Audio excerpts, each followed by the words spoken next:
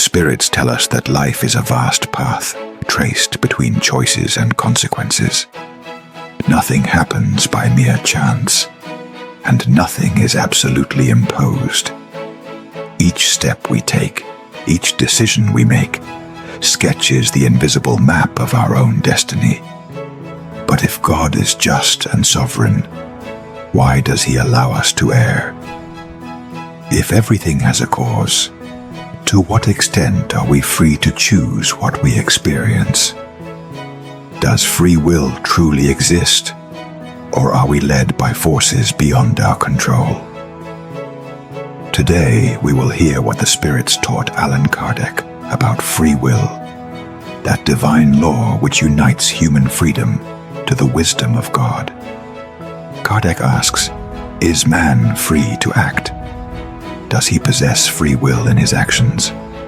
The spirits reply, having the freedom to think, the spirit likewise possesses the power to act. Without free will, man would be but a machine moved by forces foreign to his will. Freedom is the mark of reason. God did not create automatons, but conscious beings capable of deciding, learning, and transforming themselves. It is through the exercise of that freedom that the spirit progresses, matures through experience, and discovers the path to wisdom. Each thought is a point of departure, each action a chosen direction, and each choice a reflection of what we are within. Kardec inquires, does man enjoy free will from birth?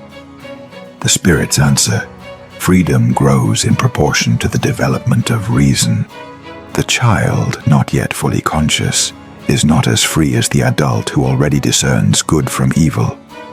Freedom, like the light of dawn, rises little by little.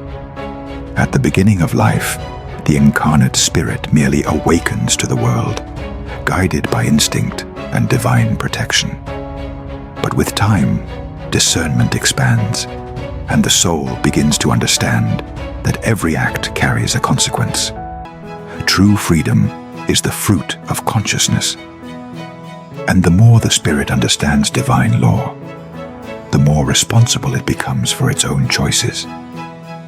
Kardec asks, do the instinctive tendencies that man brings at birth influence his actions?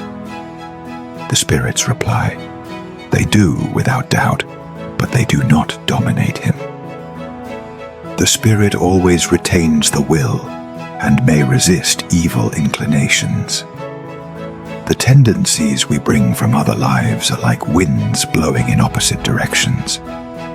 They may drive us forward or hold us back, depending on how we steer the rudder of the will. No one is a prisoner of the past. Each existence is a new blank page, upon which the spirit may rewrite its story. The will is the sacred instrument God grants the soul to free itself from ancient errors and to conquer new virtues. Kardec then asks, are those instinctive predispositions not an obstacle to freedom? The spirits respond, they are trials that the spirit must overcome. The greater the resistance, the greater the merit challenges the spirit's school. Each impulse overcome is a lesson learned. The inner struggle is the battlefield upon which free will is strengthened. Freedom does not consist in doing whatever one pleases, but in choosing what is right, even when the wrong appears easier. The spirit who masters itself becomes the true ruler of its own destiny.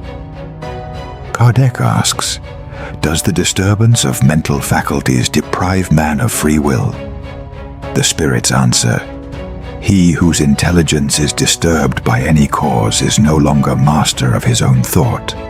Therefore, while the disturbance lasts, he also loses his freedom. But when the spirit is in a normal state, he is always free in his actions. Freedom is born of reason and reason is the mirror of the soul. When the mind is unbalanced, the spirit experiences a pause in its responsibility.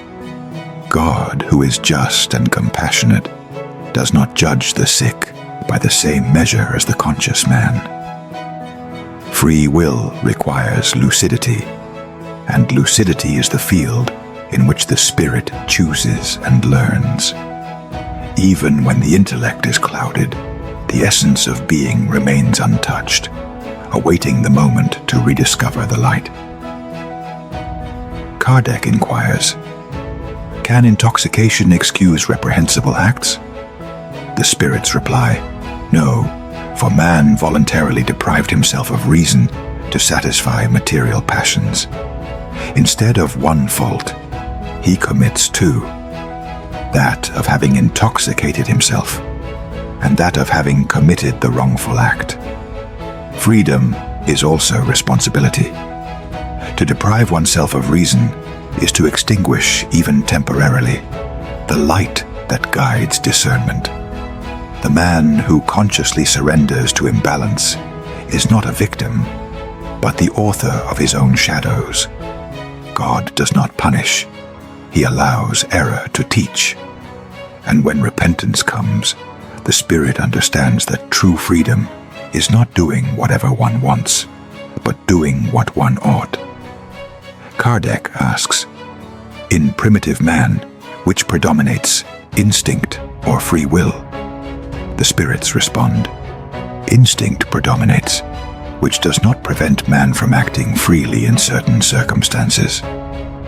Like a child who grows, the spirit applies freedom to its needs, and it develops along with intelligence. At the dawn of its journey, the spirit is guided by instinct, the simplest and purest form of divine wisdom. Instinct is the hand of God leading the creature that has not yet learned to think for itself. With time, however, intelligence expands, and instinct gives way to choice. Freedom blossoms like dawn following the night, slow, gentle, inevitable. And as the spirit learns, instinct transforms into conscience, and duty into love. Kardec asks, does social position constitute an obstacle to freedom of action? The spirits answer, without doubt the world has its demands. God is just and takes all into account, yet he leaves to man the responsibility for the effort he makes to overcome obstacles. Every human condition is both a trial and an opportunity.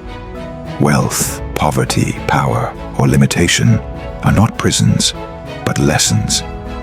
The merit of the spirit does not lie in the position it occupies, but in the way it acts within it. God weighs effort, not appearance, and in the eyes of the Creator, more meritorious is the poor man who resists temptation than the rich man who yields to pride. Spiritual freedom depends not on our place in the world, but on the integrity with which we use the power to choose. Kardec asks, is there fatality in the events of life? The spirits reply, fatality exists only in the choice of the trials the spirit makes before incarnating.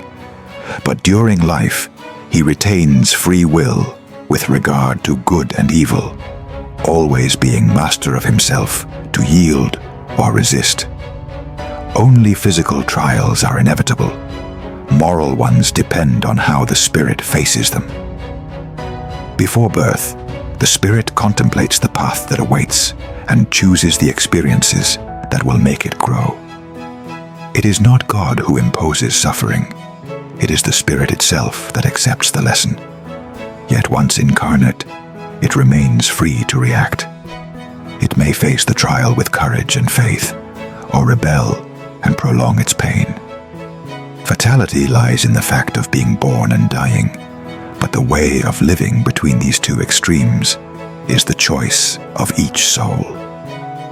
Thus, destiny is the stage, and free will the movement of the actor within it. The spirit is like a gardener who returns to the same field to cultivate it. The stones and thorns of the soil are the trials he has chosen, but the way he tills, sows, and harvests depends on his will.